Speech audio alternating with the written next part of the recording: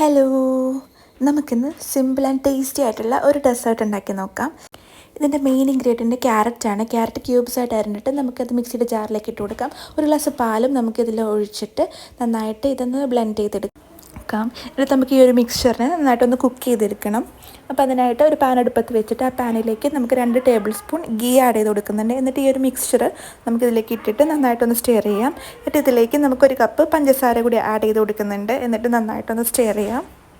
എന്നിട്ട് 1/4 സ്പൂണ് ഉപ്പും കൂടെ ഞാൻ ഇതിലേക്ക് ആഡ് ചെയ്ത് കൊടുക്കുന്നുണ്ട്. എന്നിട്ട് ഒരു കപ്പ് പാലും പിന്നെ ഒരു കപ്പ് റവയും കൂടി ഇതിലേക്ക് മിക്സ് ചെയ്തിട്ട് നന്നായിട്ട് അത് സ്റ്റെയർ ചെയ്യാം. ഇത് റവ ഇട്ട് കഴിഞ്ഞാൽ പിന്നെ നമ്മൾ നന്നായിട്ട് സ്റ്റെയർ ചെയ്തുകൊണ്ടിരിക്കണം. പിന്നെ ഈ ഒരു പരുവത്തിലാവുമ്പോൾ നമ്മുടെ ആ പാനിൽ നിന്ന് വിടുന്ന രീതിയിലേക്ക് ആവുമ്പോൾ നമ്മളിതെടുത്തിട്ട് ബോൾസ് ആക്കി എടുക്കണം. എന്നിട്ട് ഈ ബോൾസിനെ നമ്മളൊന്ന് വേവിച്ചെടുക്കണം, സോഫ്റ്റായി കിട്ടാൻ വേണ്ടിയിട്ട്. ഇനി ഇതൊന്ന് ആവിയിൽ വെന്ത് വരുമ്പോഴത്തേക്കും നമുക്കൊരു പാൻ അടുപ്പത്ത് വെച്ചിട്ട് അതിലേക്ക് 2 കപ്പ് പാലും 1/2 കപ്പ് മിൽക്ക് മെയ്ഡും കൂടി ആഡ് ചെയ്യാം. ഇത് നന്നായിട്ട് സ്റ്റെയർ ചെയ്തിട്ട് അതിലേക്ക് ഏലക്കാപ്പൊടി, ഒരു 1/2 സ്പൂൺ ഏലക്കാപ്പൊടിയും കൂടി ആഡ് ചെയ്ത് വെക്കാം. എന്നിട്ട് വേറൊരു ബൗളിൽ ഒരു സ്പൂൺ അരിപ്പൊടിയിലേക്ക് 2 ടേബിൾ സ്പൂൺ പാലാണ് ഒഴിച്ചത്. അതൊന്ന് മിക്സ് ചെയ്തിട്ട് അവിടെ മാറ്റി വയ്ക്കാം നമുക്ക്.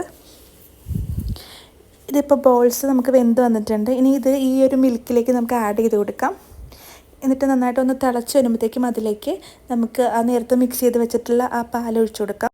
ആൻഡ് നമ്മുടെ ഡെസേർട്ട് ഇവിടെ റെഡിയാണ്. എല്ലാവരും ട്രൈ ചെയ്ത് നോക്കാം. വളരെ ടേസ്റ്റിയാണ്. Okay, by.